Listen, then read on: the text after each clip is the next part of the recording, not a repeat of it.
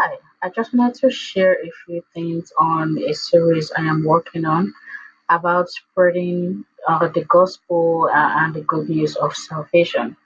And so the piece I want to focus on is about walking the talk. So let me start by saying that the Bible tells us that every single person has a different gift, has a different talent. So some are called to preach, some are called to teach. Some are called to encourage, some are called to give, some are called to lead, and everyone, doesn't not everybody doesn't have all of them. Everybody has a specific gift. However, we are all told in the Bible to go out and preach the good news. We see it most often in one of the four Gospels, what I'm going to be referencing, Mark 16:15. And so we are all told to spread the gospel of salvation. So we might be wondering, if we don't have the gift of teaching or the gift of preaching, how then do I go out and spread the gospel? The missing key I found in Matthew 5:16. In the same way, let your light shine before others, that they may see your good deeds and glorify your Father in heaven. The King James Version will say, let your light shine before men, that they may see your good works and glorify your Father in heaven. So essentially, the way we live lives is a way of evangelism, is a way of preaching the gospel and sharing the good news. So it's not only enough to tell people about God and to tell people about Christ and to tell people about salvation. There needs to be evidence of Christ in our lives. People need to look at our lives and see Christ and see God. Through the through our deeds, people need to be curious about the God we serve and coming coming to us to find out more about God. Too often um, I've seen people who they are one way in church, and then when you see them outside of church, it's almost like a whole different person. Oftentimes, I've seen had Facebook conversations with people who, repent or die. Christianity is the only way to go. If you're practicing any religion, Christianity, you're going to die. Is Jesus a hellfire? When I dig a little bit deeper into their social media pages, I see them in scantily clad clothes or engaging in conversation that is not godlike in any way, that does not glorify God. And so, if what you're saying and what you're doing are two different things, it is really difficult to draw people to you. You're essentially being a hypocrite, and nobody loves to listen to a hypocrite.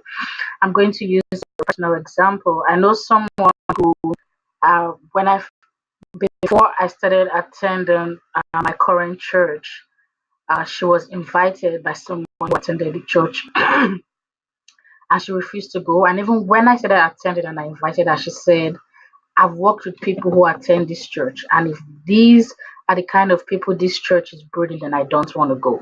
So, by their actions, by what they had done at work, she had already she wasn't going to come to the church because she had seen the behavior of people outside of work. And funny enough, those people I met at church at some point, and what she was describing and the people I see, it was almost like describing two different people.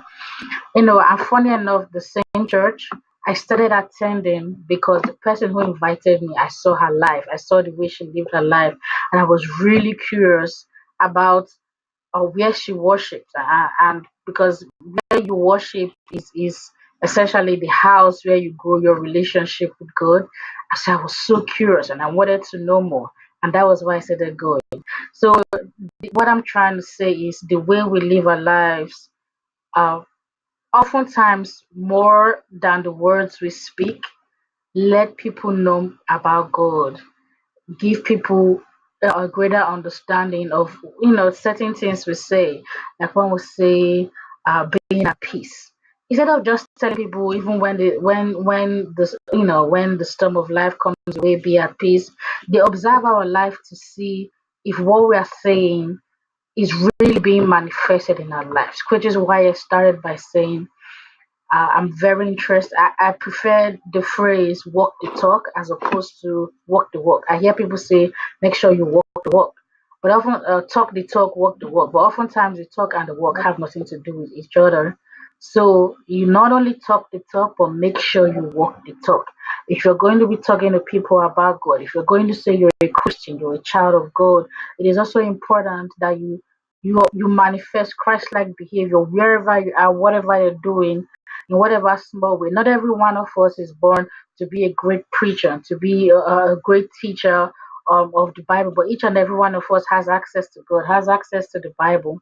And when we have access to God and we are walking the talk and we are being in God, the evidence of Christ is going to be seen in us, is going to be manifested, and you're going to draw people to you. If you look at the way Christ lived his life, um, excuse me, the way Christ lived his life, he didn't go out to towns and tell crowds of people, come follow me. Oftentimes, people heard what he had done somewhere, what he had said somewhere, how he had treated someone, and out of curiosity, they came to see him, and then he taught them or he performed a miracle, and that was how they came to the knowledge of Christ. So, if we are going to follow in his footsteps, it is very, very important that we live our lives as children of God, no matter where we are.